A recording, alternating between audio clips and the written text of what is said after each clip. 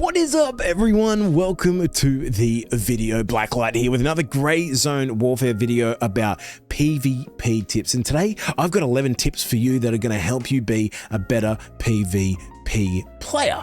And let's get straight into it. But before we do that, please, if you do like the video, first subscribe, because I appreciate you guys. We're growing the channel and I've got a lot of content coming. So thanks for supporting me. Of course, like the video if you do like the video, and comment for the algorithm. That would really help.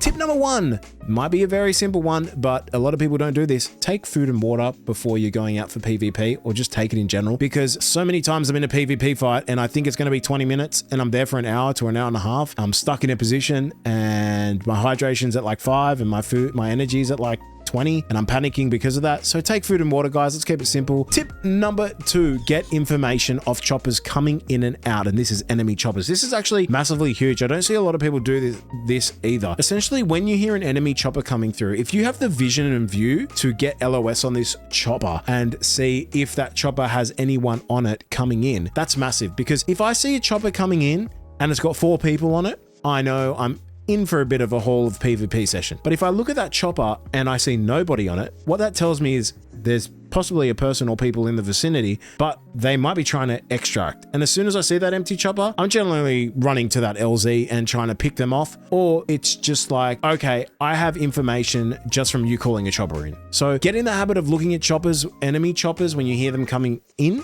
and when you see them going out. When you see them going out, it gives you an idea that if you saw 4 people leaving on a chopper, it's like, maybe I'm just by myself now. You may not be, but it's just 4 less people you have to worry about. But if you didn't look at the chopper at all, you don't know that people have left. You don't know what's going on. So look at enemy choppers when they come in and they extract out. Tip number 3, always reposition after firing shots or getting shot at. This includes if your team is next to you and firing shots as well. This is a pretty simple one, but a lot of people need to get in the habit of doing this. If you are getting shot at, or if you are just firing shots at a group of 2 or 3 or just 1 and you don't get the kill, I'd reposition. When I say reposition, I'm talking 50 to 100 meters. I'm talking about rerouting, sort of doing a semi-circle and getting into a better position where if they do push you, you are out of there and already have a re-advantage on them. Tip number 4, unfortunately, a lot of people, you may not like hearing this. Bushes are your friends in Grey Zone Warfare, sorry to tell you. But what I'd watch out for is when you're in these big shrubs, make sure that shrub doesn't have like too much of a gap in it where your gun sticks out, where your helmet will have vision. So yeah, just watch out for that. But unfortunately, in this game that's based in a Southeast Asian Thailand jungle, it is how it is. So bushes are your friends. Tip number 5, use choppers to bait and decoy enemies. What do I mean by this? Let's say I'm in a PvP fight and it's around an LZ and it's just wild. I don't know what to do. What I like to do is call in my own chopper. Now, my aim isn't to actually get in that chopper and extract, but when that chopper comes in, the enemy, all they care about is looking at that chopper. You know, when you hear a chopper, you're looking at that chopper, whether it has someone or heaps of people on it. Because one, if there's heaps of people on it, you're going to be shooting at them. But if there's nobody on it, you're going to be like, oh, someone's trying to get out. I still need to watch the chopper in case they make a run for it. But while this chopper comes down, I use this as a point of flanking, reflanking a known position, just getting in a safer area. So I know enemies likely are to be having their eyes on it. I come in, I have sound coverage. My footprints are going to be more silent or silent because of the sound as well, depending how close I am to the LZ. So use your own choppers to bait and decoy enemy factions. Tip number 6, sound is your friend.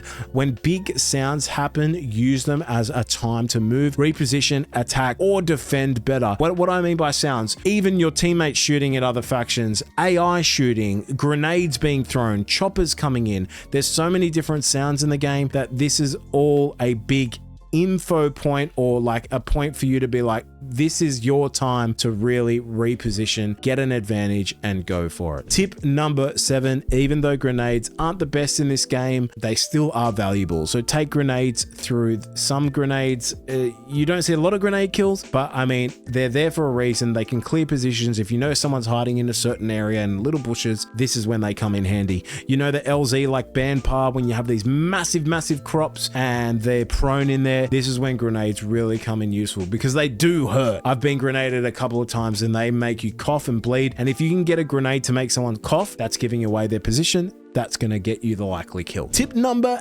8, know your LZs and even the better side of the chopper to be on when landing. When I mean know your LZs, generally each LZ will have a better LZ to be at. For example, at Sawmill, I always land at the one that's on top where the grass is, not the LZ where it's just wood, dirt, and an open area. And then what do I mean by the better side of the LZ? Now, unfortunately, or the chopper, as we land, unfortunately, there will be LZ campers sometimes in gray zone warfare. Now, essentially what happens is when we get off, we have a 5-second invulnerability to any type of damage, but that doesn't help sometimes. So what I like to do is try and think of how the chopper lands, and then I'll be on the side where the helicopter is actually protecting me from where I'm running. So I land on the inside of the chopper rather than the out, because if I land on the outside of the chopper, I then have to run around the chopper and then run to where I'm going, which is costing me like 2 to 3 seconds. So if you can try and figure out,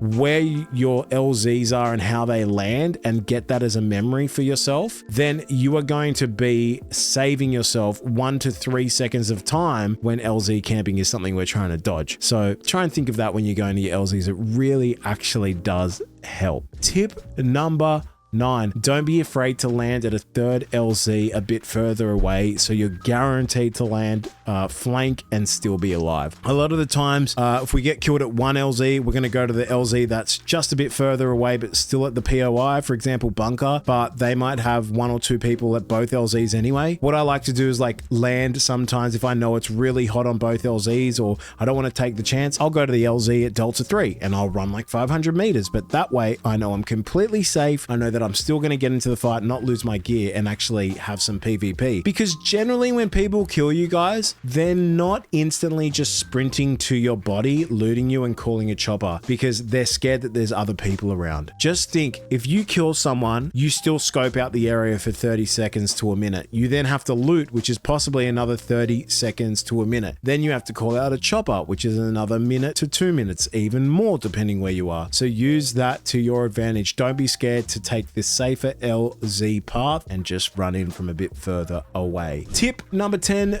voice comms actually can hurt you a lot. So try and get in a Discord with the people you're in. I know we can randomly invite people to the squad, but even when you are in that squad, maybe just send or say to your person that you're with for a random completely for the first time, hey bro, when we get in there, just let's limit our comms because they can actually hear us. And if you didn't know, enemies can hear you on the voice comms, whether you're in squad or just normal voice. Tip number 11, and last of all, when you're in a coma, ask your squad mate to ping your body. Then basically, I've just got a massive bug flying in front of me and I don't know what it is and it was scary. Ask your teammate or squad mate to ping your position. I don't think when you're in a coma, you can bring up the map. Correct me on this if you can or can't. If you can, just do it yourself. That's a massive, massive tip. But if you can't, get your squad mate to then ping your position so you at least know where it is and your teammate will know where it is, and then you can respawn in camp. That is it. That is 11 tips for you in less than 10 minutes. Once again, if you do like the video, please give it a like. If you do comment,